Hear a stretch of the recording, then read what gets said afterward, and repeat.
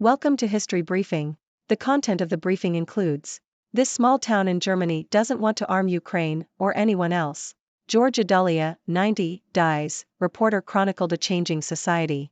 From Nazi prison to art gallery, how the Germans deal with guilty buildings.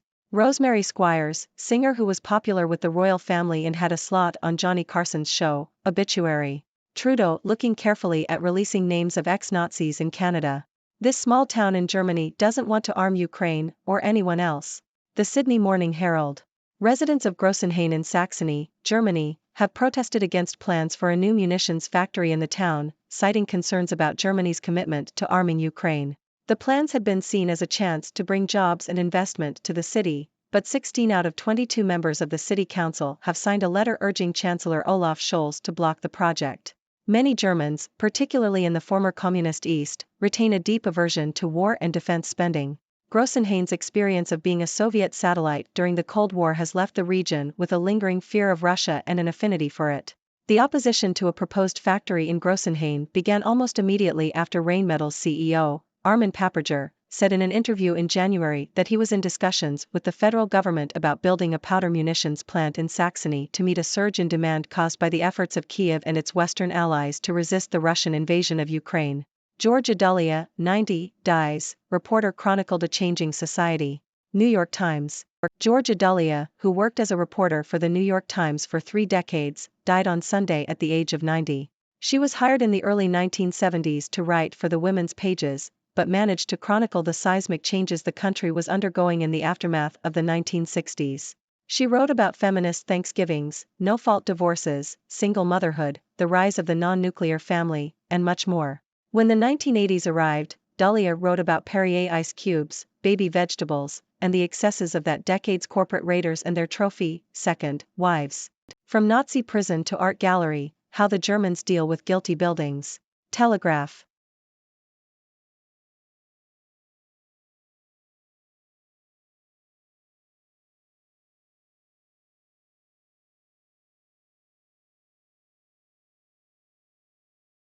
Rosemary Squires, singer who was popular with the royal family and had a slot on Johnny Carson's show, obituary. Telegraph. Rosemary Squires, a renowned jazz and big band singer in Britain, has died at the age of 94. Squires was best known for her appearances on television, including singing the Fairy Liquid jingle for over 50 years. She began her career by singing for the troops during World War II and went on to perform with several big bands in London. Squires also had a successful recording career and toured with the BBC Concert Orchestra to celebrate Queen Elizabeth II's Diamond Jubilee. She was appointed MBE in 2004 for her contributions to music and charity. Trudeau looking carefully at releasing names of ex-Nazis in Canada. CBC. The Canadian government is reviewing the Duchesne Commission report, a 1980s independent inquiry into alleged Nazi war criminals in Canada. The Governor-General, Mary Simon, has apologized for honoring Peter Savarin, a former Chancellor of the University of Alberta, with the Order of Canada. The Duchesne Commission's second report, which was marked secret and has never been released, is now being examined by senior bureaucrats. Jewish groups have called for the report to be unredacted and made public in order to learn more about Canada's history of admitting Nazi collaborators. Shabtai Shavat, uncompromising head of Mossad, Israel's spy agency, in the 1980s and 1990s, obituary. Telegraph. Shabtai Shavat, the former head of Mossad, Israel's intelligence agency, has died at the age of 84. Shavat served as the 7th leader of the organization from 1989 to 1996. During his tenure, he oversaw the Mossad through a time of significant geopolitical change, including the collapse of the Soviet Union and the signing of peace treaties between Israel and Jordan.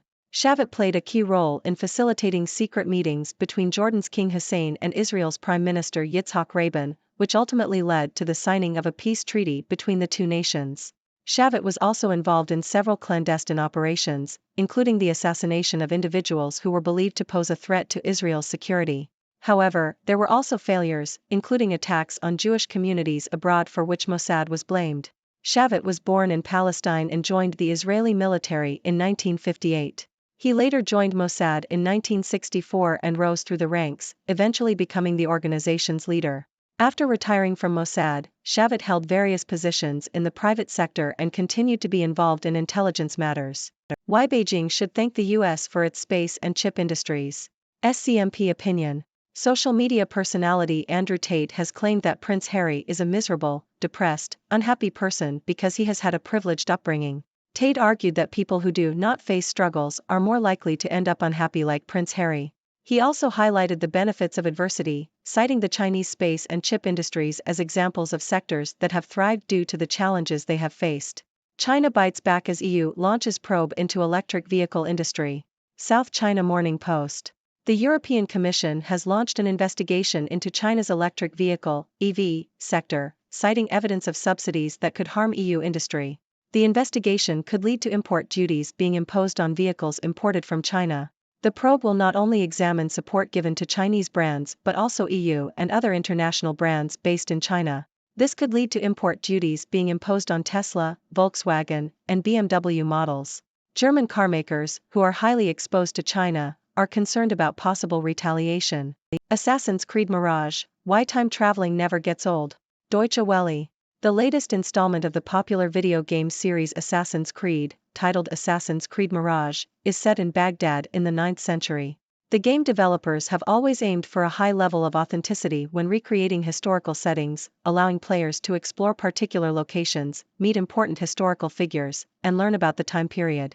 Historian Lucas Hossie states that while the games are not 100% historically accurate, they are credible and provide players with an immersive experience of a different era. Many students have chosen to study history after playing Assassin's Creed due to their increased interest in the past. The new game, Assassin's Creed Mirage, has involved historians in its development, including experts in Islamic art and architecture and the social and urban history of Baghdad.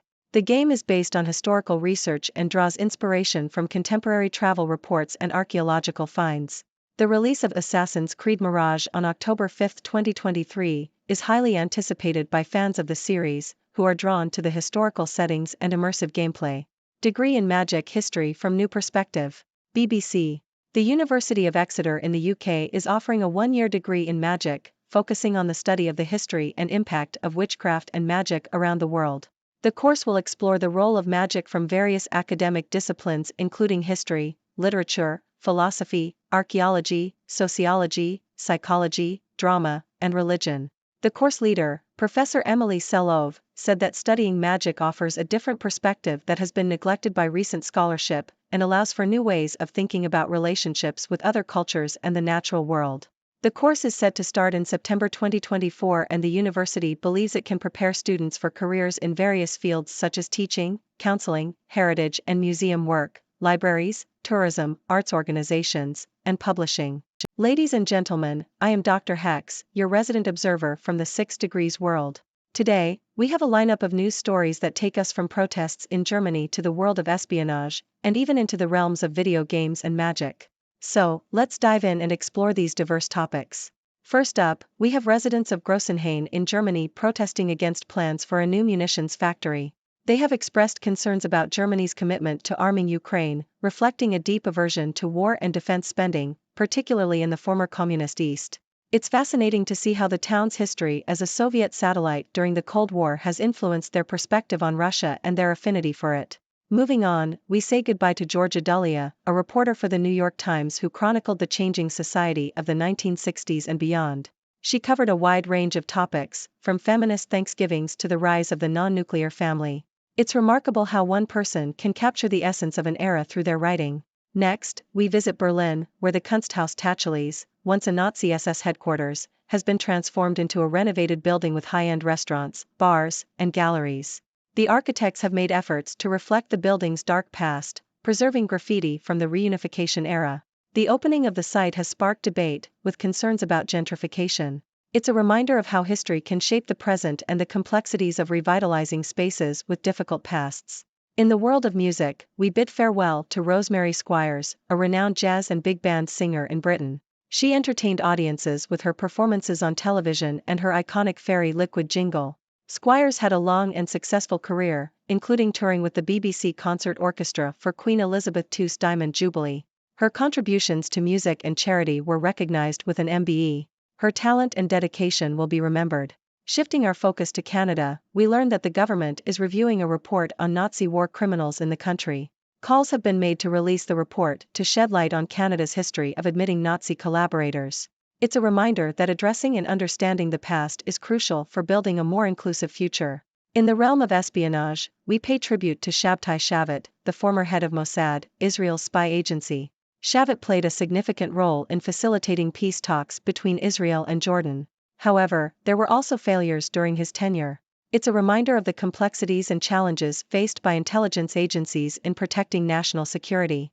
Moving on to lighter topics, we come across an interesting opinion piece that suggests Beijing should thank the US for its space and chip industries.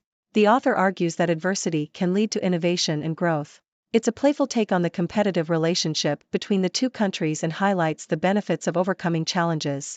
In the realm of international trade, the European Commission has launched an investigation into China's electric vehicle sector.